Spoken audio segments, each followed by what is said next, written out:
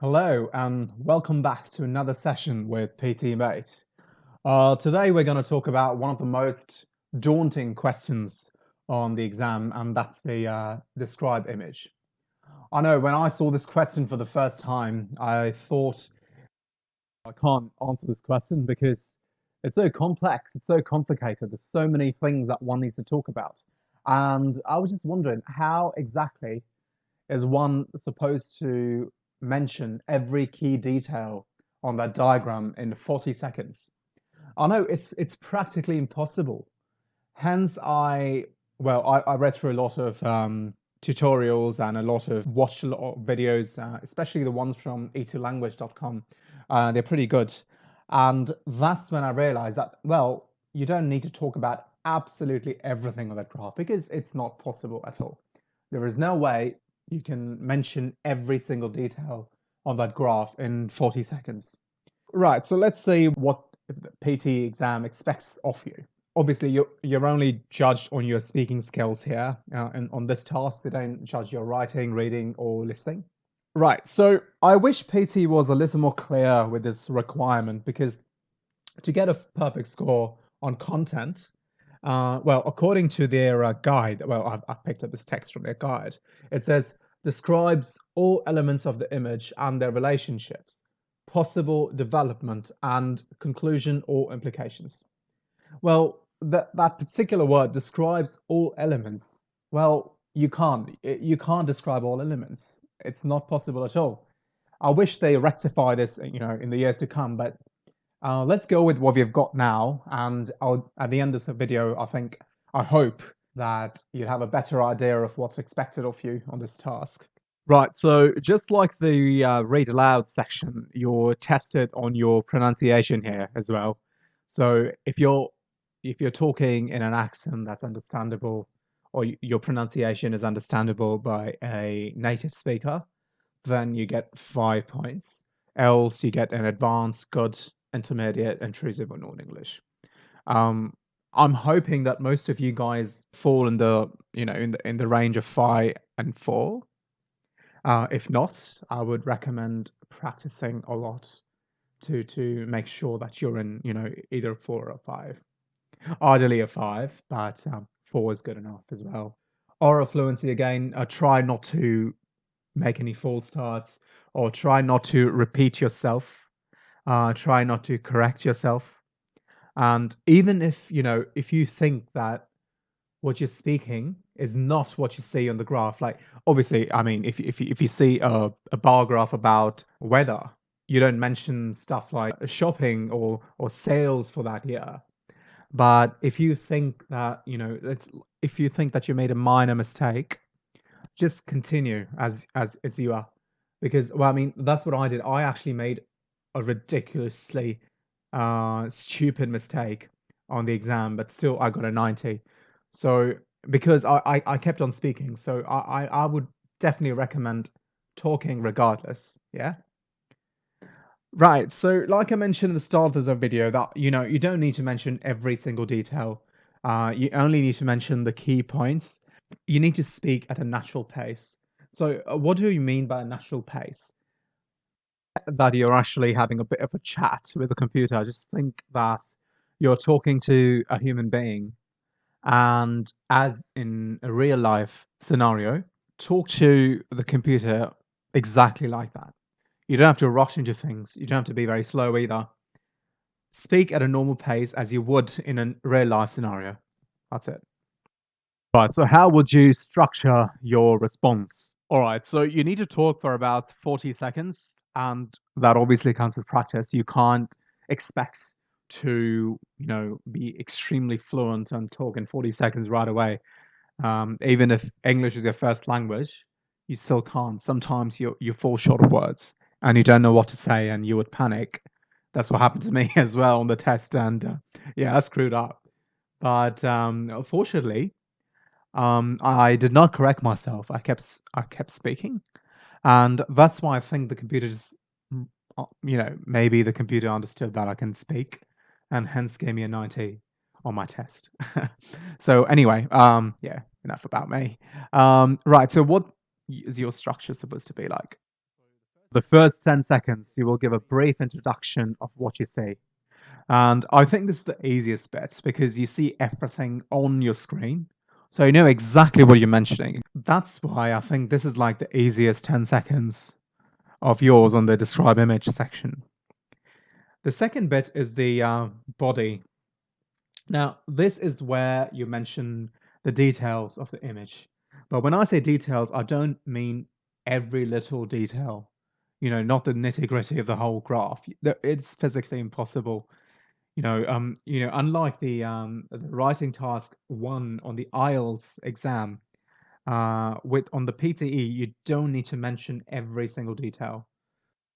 So you only mention the key features, and well, I will explain with a couple of examples in the next slides. But yeah, just bear in mind that you don't need to talk about every detail on the graph. The last bit is the conclusion that you speak for about another 15 seconds. Sometimes, your body might cover more than 15 seconds. It might run for about 30 seconds, and your time's up. Well, it is nice to have a conclusion because it gives your response a proper structure. And I think the computer likes that. So when I say conclusion, they could be various forms of conclusions. So you could either summarize the whole thing, or you could provide an implication of what might happen based on what you see on the screen, like a futuristic, a forecast, if you will, of what you think might happen. Well, it might not be right. It could be wrong. It doesn't matter. Like, if this is just your assumption, and as long as you're speaking, really, I mean, that's what's important here, not whether your answer is wrong or right. But obviously, when you talk about the body, it needs to be exactly like it is. Well, 90% of the times. But your conclusion can be anything. Like, you can assume certain things, and you can say that, this is what I think will happen. I think it'll be a lot more clear when we go to, move on to a couple of examples. So let's do that, shall we? Right, so as you can see here, this is a simple bar graph denoting fruit sales. So how would your response go? Introduction, yeah? So how would you introduce this graph? How would you start talking about this graph? So you would go, and keep in mind that, if you have a structure, it's very simple to start.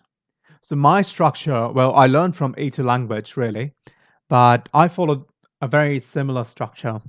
And according to that, I would go, this bar graph represents fruit sales for apples, bananas, grapes, oranges, and pears. So simple as that. You just mention this bar graph shows, or this bar graph demonstrates, or this bar graph, well, I wouldn't say demonstrates, but depicts, as simple as that, or describes. All right. So this bar graph describes fruit sales for apples, bananas, grapes, oranges, and pears. All right. Simple as that. All right. Now the body. This is like the most important bit of your response. And right. So when you see the graph, you get about, I think, about 10 seconds or 15 seconds. I can't remember exactly, but before your mic even opens for you to record, you get some time to actually look at what you're gonna talk about, and that's when you highlight in your mind the 3 most important key features. 2 or 3, I would say 3, because that gives you enough time to mention as much as you can. Obviously, you can't, circle the screen like that as you see here on the slide, but yeah, I don't think those guys at your test center are going to like it. But what I'm saying is, mentally, you just think of 3 key features that you see and only mention those. All right. So, and yeah, another thing, I know a lot of tutorials mention taking notes down. But it's really, it really depends on the kind of person you are. Like me, for instance, I don't like taking notes down, especially for something like this. Because what happens to me is, like, if I take notes down, I look at my notes and then I look at the graph and then I get confused. That happened to me. I tried doing that when I was practicing, and when I wrote things down and then I looked back at the graph, I was lost for words. I had no idea of what I was going to mention. I had no idea, and I was extremely confused. So I stopped doing that and I focused on the picture that's before me. So right now we're mentioning the body of this. We're describing the body of this graph. So, all right, I'll say the maximum sales were those of bananas. Following close behind were those of oranges. The least sales were those of pears. Simple as that. You mentioned the maximum, that's bananas. You mentioned another key point here, oranges, that followed close behind. And you also mentioned the least, that's the pears. All right, that's it. That's all you talk about. Don't care about apples, don't care about grapes. You can obviously, I mean, you don't have to do the maximum, minimum, and falling close behind. You can mention something else. Maybe grapes and pears are almost equal. Or or apples or grapes are almost equal.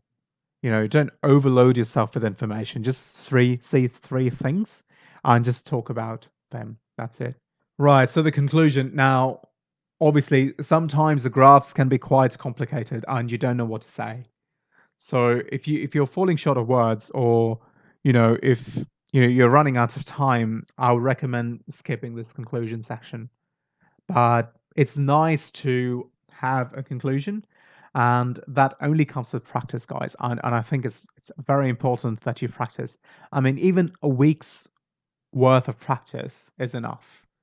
Just randomly look at pictures on Google, time yourself in your mobile phone, or a timer on the web, and if you can, try to practice with the timer on, so that you know how much you're talking, how much time are you spending on introduction, how much on the body, and how much on the conclusion. Yeah. All right. So the conclusion for this graph would be, hence it can be seen that bananas are very popular and pears are the least popular of all the fruits. I just assumed, the sales of bananas are more because bananas are very popular and pears are least popular. Or I can say bananas are the cheapest and pears are the most expensive. So I just implied something. I don't know if that's right or wrong. It could be either way. It could be neither of them. More often than not, you're actually implying things that are not mentioned at all anywhere on the graph. But unlike the IELTS, you don't get penalized for that. You're actually rewarded with a better grade when you imply things based off what you see on the graph. All right, now let's move on to the next slide. All right, so this is a line graph. So you'd go, this line graph shows the temperatures in New York City in degrees from day 1 to day 6. In your body, you mentioned that the least temperature was seen on day 1, which was about 40 degrees. Now, I said about 40 because that was an approximate value. I can also say which was 43 degrees. Right? So when you say about, you can round it off. But if you're actually using the right, if you're mentioning the actual figures as you see here, you don't use the word about. All right. And the maximum was seen on day 6, which was 67 degrees. And then your conclusion could be, if this trend continues, temperatures are expected to reach 80 degrees in a week's time. Nothing complicated at all. Yeah. Brilliant. Okay, so let's go to the next one. So here, they're actually comparing the average precipitation against the average temperature. So your introduction would be, this diagram shows the climatic graph for Albany from January to December. All right. And then your body, you would say, maximum average temperature was seen in January, and the least average temperature was seen in July. the maximum average precipitation was seen in July, and the least average precipitation was seen in December. All right, and then your conclusion could go like, it can be seen that when the average temperature is high, the average precipitation is low. Right, so I hope these tips have been helpful, and if not, please let me know. And if you want another session of something else, some other question type, please let me know of that as well. I'm hoping to release another video around one sentence summary soon, because I've had a lot of requests for that, and I'm just gonna mention the stuff that I've done to get a 90 on my writing in the PTE. So please hit the like button, please comment below, please subscribe, and I'll see you guys soon.